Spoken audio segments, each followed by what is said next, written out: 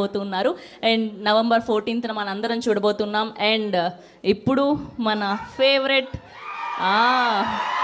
భల్లాల దేవా అండ్ ఈసారి ప్రమోటర్గా కాకుండా యాక్టర్గా కూడా కనిపించబోతున్నారు. వీఆర్ సో హ్యాపీ అండ్ చాలా ఇయర్స్ అయిపోయింది మిమ్మల్ని స్క్రీన్ మీద చూసి. And so happy to see you here sir. అందరికీ నమస్కారం, ఎలా ఉన్నారు? ఆహా, ఇదే కదా కావాలి, చాలా సంవత్సరాలు అయిపోయింది బయటకు వచ్చేలాగా. సో కాంతా ఏంటి చెప్పు, ఏదో అంటున్నావు తర్వాత. సో ఈరోజే పొద్దున్న కాంతా ట్రైలర్ రిలీజ్ అవ్వడం జరిగింది. అండ్ ఈ సినిమా కాలం అన్నది ఒత్తి సినిమాని రీక్రియేట్ చేయగలుగుతుంది. జై హో దా. ఓకే స్వామి, మీరు బాగా రౌడీగాడయ్యా మీరు అసలు.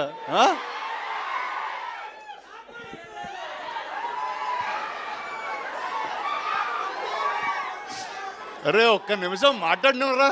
ఓకే అంతే అంటారా? సరే ఒక 2 minutes. నేను చిన్నప్పుడు మెడ్రాస్ నుంచి హైదరాబాద్కి వచ్చినప్పుడు ఇక్కడ సినిమా ఇండస్ట్రీ లేదు, స్టూడియోలు లేవు, ఏమి లేవు. రాళ్ళు రప్పల మధ్యన వచ్చాం మేము. యాక్చువల్లీ ఏంట్రా మత్తులో మాట్లాడలేదురా, మామూలుగా మాట్లాడుతున్నాను రా రే. ఏదో చిన్ననాటి జ్ఞాపకాలు ఏదో చెప్పుకుంటున్నాను. చెప్పుకోని ఎవరా నన్ను? నేను ప్రిపేర్ అయ్యి బాగా వచ్చాను మీతో ఏదో మాట్లాడేద్దామని, అసలు ఆగనివ్వట్లేదు. ఓకే కానీ చెప్తాను. సో ఆ టైంలో ఇక్కడ అన్నపూర్ణ స్టూడియోస్, పద్మాలయ, రామానాయుడు స్టూడియోస్ ఇవన్నీ కడుతున్నప్పుడు వాళ్ళందరూ మాట్లాడుకునే ఏంటో తెలుసా? విజయవాణి స్టూడియోలో ఇలా జరిగిందంట, ఏవిఎం స్టూడియోలో ఇలా జరిగిందంట అని, ఇలా స్టార్స్ గురించి. అంటే ఇప్పుడైతే ఇంత పెద్ద మీడియా, సోషల్ మీడియా మీరు అందరూ ఉన్నారు. అప్పుడు స్టూడియో లోపల జరిగే విషయాలు చాలా తక్కువ మంది తెలిసాయి. బాలయ్య గారు కూడా అక్కడి నుంచి వచ్చారా నాతో పాటు. సో అలాంటి ఒక సెట్టింగ్లో సెల్వా నాకు ఒక కథ చెప్పడం జరిగింది. అండ్ చెప్పి చాలా సంవత్సరాలు అయింది కూడా. బట్ ఆ రోజు ఆ కథ విన్న వెంటనే ఖచ్చితంగా ఈ సినిమా చేయాలి, నేను ఏదో విధంగా ఈ సినిమా ముందుకు తీసుకెళ్ళాలన్నప్పుడు ఆ సినిమాకి ఎవరు కరెక్ట్ అంటే, నాకు తెలిసి ఇండియాలో ఎవరన్నా ఒక పీరియడ్ కథ రాయాలి అని అనుకుంటే కూడా మొట్టమొదటి వ్యక్తి అదిగో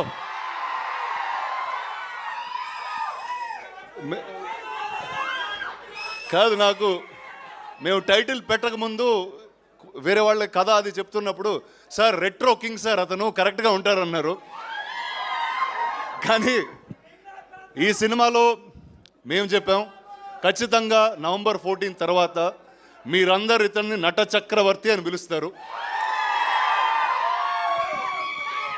అండ్ సెల్వా గురించి ఏం చెప్పాలంటే, ఆయన ఎంత ఆథెంటిక్ మనిషి అంటే, ఒక డైరెక్టర్ పాత్రకి ఎతికెతికి ఒక డైరెక్టర్ గారిని పట్టుకొచ్చారు. అది సముద్రగణి గారు. ఆయనతో ఆబ్వియస్లీ ఇంతకుముందు ఆయన కొడుకుగా చేశాను. అండ్ ఇప్పుడు చాలా వేరేగా ఉంటుంది మా రిలేషన్షిప్ ఈ సినిమాలో.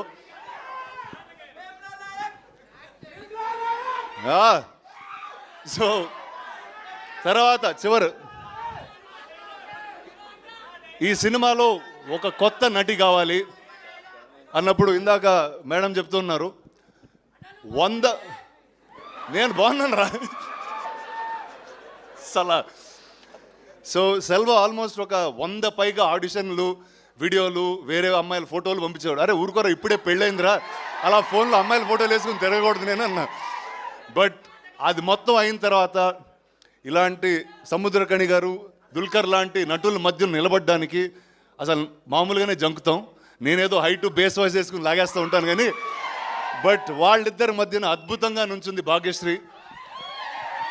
ఇందాక చెప్పినట్టు first madam sir correct. So ఆ మేడంని ఫస్ట్ పట్టింది మేమే. కానీ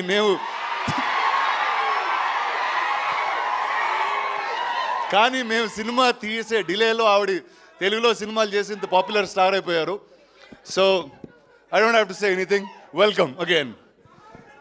అండ్ ఈ సినిమాకి మ్యూజిక్ మొట్టమొదటిసారి నేను సినిమా చేస్తున్నాను అనగానే ఆదిత్య మ్యూజిక్ వచ్చి తీసుకున్నారు ఈ music. Sir thank you sir మీ సపోర్ట్కి. అట్ ఎనీ పాయింట్ నువ్వే పాట పాడుతున్నావురా. సరే ఓకే, November 14th మిమ్మల్ని థియేటర్లో కలుస్తాం. And thank you, all the best.